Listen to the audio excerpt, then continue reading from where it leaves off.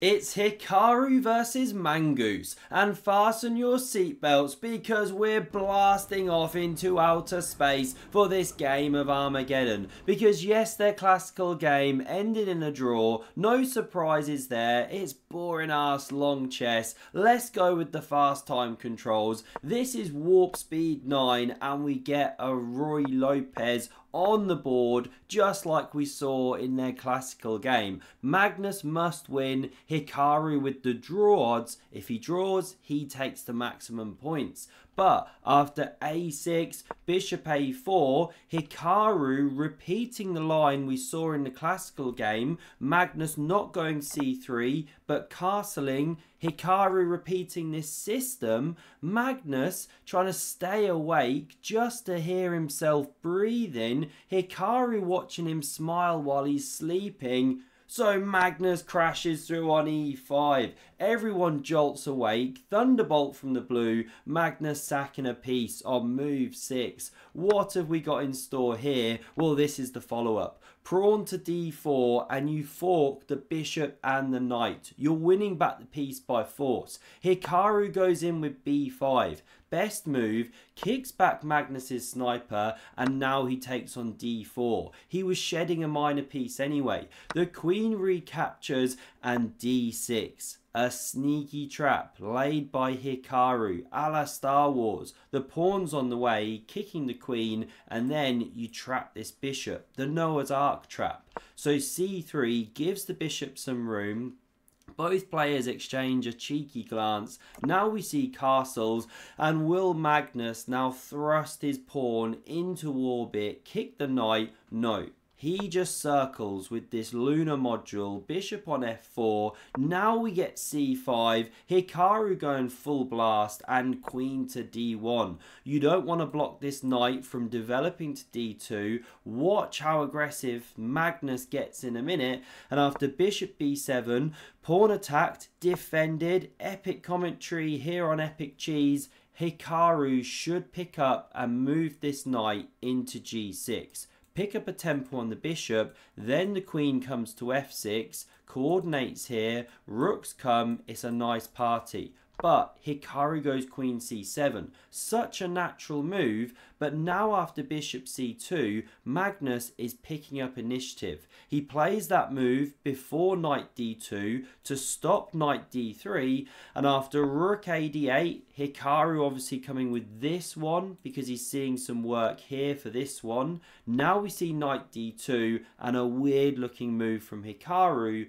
queen to c8. Almost an admission that that queen was on a passive square. He's looking at the light squared complex, different places to activate. Magnus first to the punch with queen h5. He's looking at some nasties here, also threatening the knight. Hikaru carries on his natural development, and Magnus says anything you can do, I can do better, centralizes his second cannon. Look at that, it's like two ships on the ocean. Broadside cannons ready to engage, and now Hikaru finally brings the knight to g6. This bishop retreating and c4, the most explosive move on the chessboard, supporting the d3 octopus, so Magnus moves the knight. Opens the rook to support d3 defense. The knight also maneuvering. Hikaru launches forward.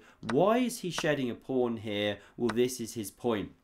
He picks up on e4, and what he's got in mind after these exchanges is, yes, my pawn is weak, but we've got some opposite coloured bishops going on. If we can exchange knights, that kind of thing, I can steer it towards a draw. It's all Hikaru needs. Magnus, why doesn't he take this pawn here? Looks so natural. Well, there's tactics in the air. Can you find the shot? Best move for black. Yes, this one is good, setting up the battery and hitting here, but this is even stronger. King has to take, then you check, pick up a bishop. Black doing great, even slightly better. So Magnus doesn't touch the pawn, he goes rook d4, picks up a tempo on the bishop. Sometimes you've just got to sit on the head of a pawn, like a sumo wrestler, don't actually take it just yet.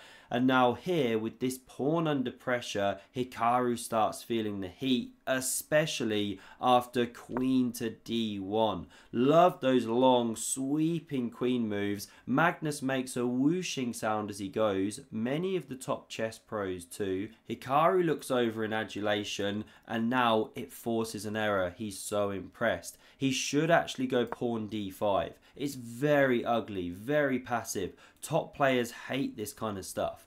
But here he can actually try and hold on to the pawn, meekly, sure, but it isn't yet collapsing. Magnus with everything to prove. However, Hikaru goes pawn h6 here, giving the king some luft, meaning air, but now Magnus takes simply. Rook recaptures, queen takes, and he's got some serious pressure. These are the top engine moves. You know, f6, never play it, says Ben Feingold. Seriously weaken your king. Queen f5, but then you leave the back rank. So Hikaru goes king h8, but look how far away the king is from the action. Now we see knight e3, Magnus activating.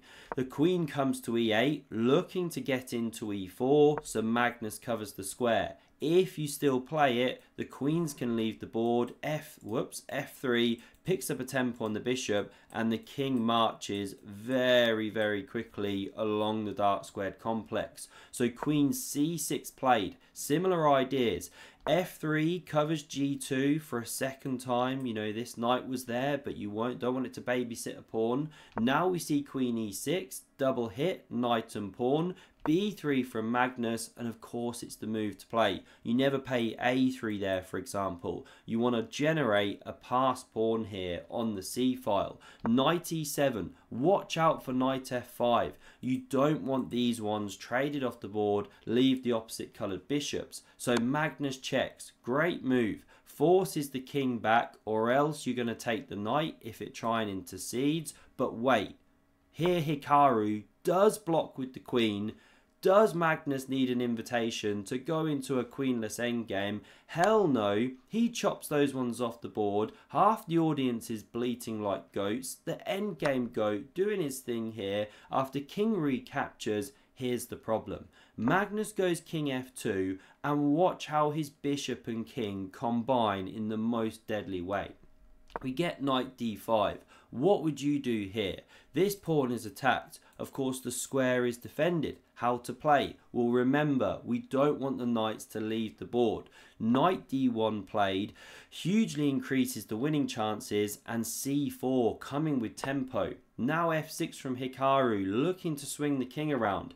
Here comes the march of both monarchs, but when we reach this position, Hikaru is cut. He can't get to d6, he can't stop king c5, Magnus thrusting, warp speed a million, now knight e7, again looking for f5, so king c5, space, the final frontier. These are the voyages of Magnus Carlsen. King d7 back, knight e3, covers f5, Carlsen constantly that tempo ahead. Stockfish has pooped its pants in celebration. h5, Hikaru desperate for counterplay, but c4, the position exploding. How do you recapture? Pawn takes, of course. Get the passed pawn going. Also add some defense here. Very nice. g5 played, and the eagle has landed. Bishop under fire. It saves itself, and this is falling at Carlsen's leisure. Why didn't Hikaru go here? Well, it just looks dreadfully passive. He wants activity.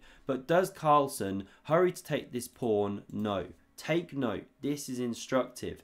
Bishop e1 played, improving that piece. It's done its job. It cut the king. It allowed white in. Now Magnus wants to target this pawn chain.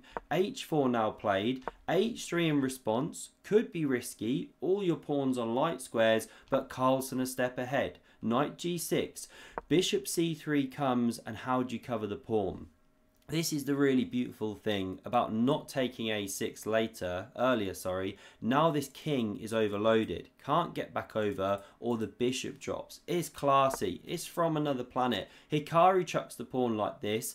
Magnus takes. He's just destroying a blitz and rapid specialist here. Knight f4. Knight e3 back to cover g2. And after bishop a4, desperate for activity, Magnus just moves in with the bishop, going going gobble gobble on that dark squared pawn chain. Knight e6 meekly returning. Dad disappointed in this loser of a pony. Now Magnus finally takes king d6. The eagle lands for a second time. Hikaru, fed up, resigns the game. Best engine move, bishop c6, but look at this.